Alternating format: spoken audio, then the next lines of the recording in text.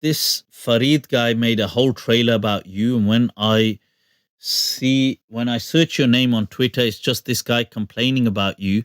He must secretly be in love with you. Riz, you've hit it on the head. The truth is that these people are obsessed with me. Honestly, they are really, and this is where I say that, to my haters, unfortunately, I'm like heroin, because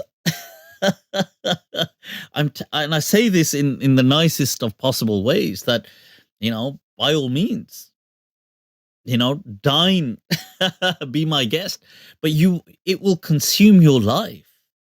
And the more you watch me, the more it will be debilitating for you, because,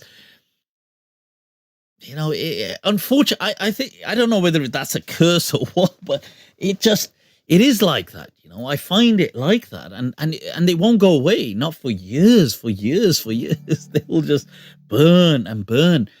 And you see, the funny thing is, there's these delusions of grandeur, because this cancel culture, like, people think, oh, let's cancel Mufti Abu Layth. It's like I said last time, if I sneeze, Baba Farid Gangu Teli will make a kind of video, or make a tweet saying, I'm going to end Mufti Abu Layth's career. But you see, these are delusions of grandeur. They don't wield any such influence. Like, I mean, how do you even think? Like, I don't get what they think. Their worldview. They must think, I don't know. Like, how does anybody cancel someone? This attempt, let's cancel him. That's just so delusional. It's like, well, okay. Well, first of all, how do you cancel me?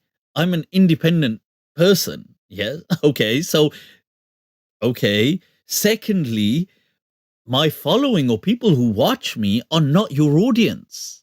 So, I don't preach to the converted. I don't preach to the dogmatists who follow them. So your followers canceling me, it makes zero difference to me, because I kind of spread my message to the common Muslim, that silent 80% of people who are just regular Muslims. And they don't follow people like, these kind of Wahhabis and stuff. They don't follow them. They can't relate to these kind of people. These people come across, just looking at these people, like, I mean, it's just so embarrassing.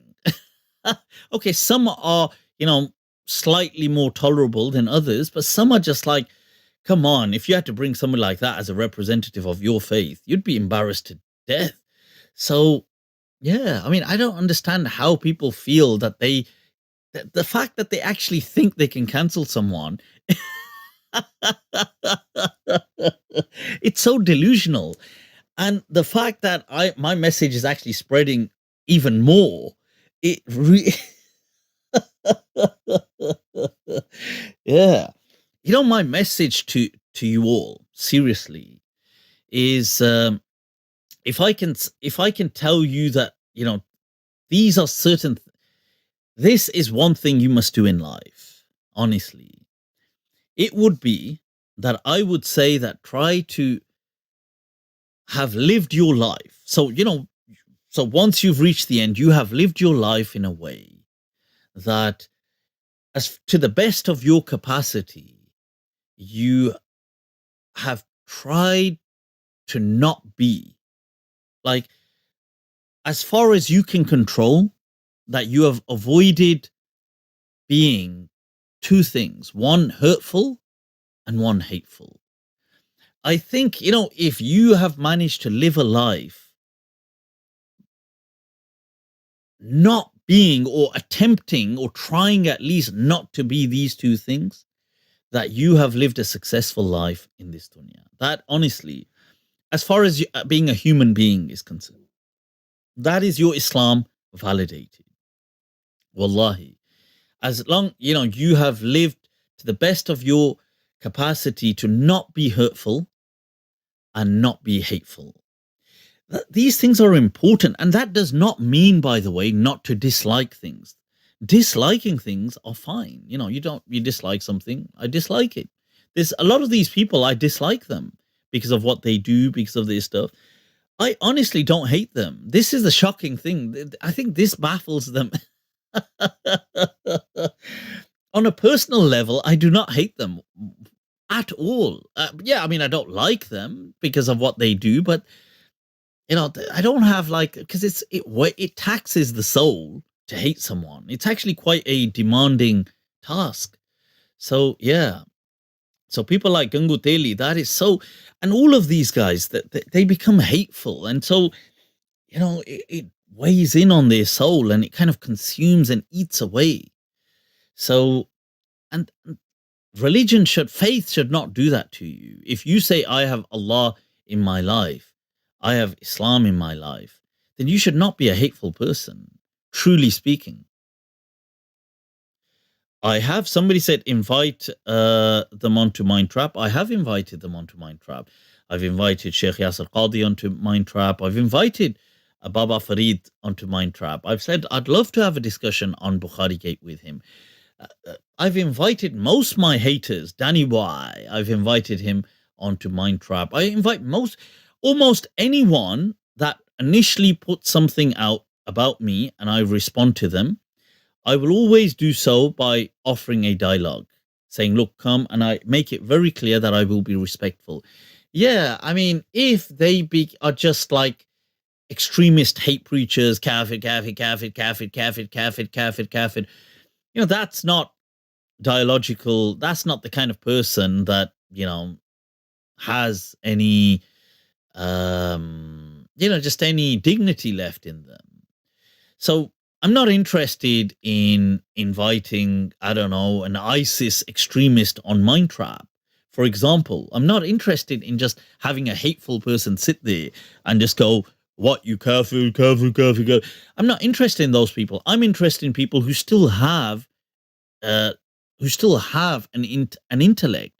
Like people like Sheikh Yasser Qadi is obviously very intelligent. People like even Danny Y are actually very intelligent. I've said this publicly so many times. I've said that, but I'm shocked how they are so dogmatist.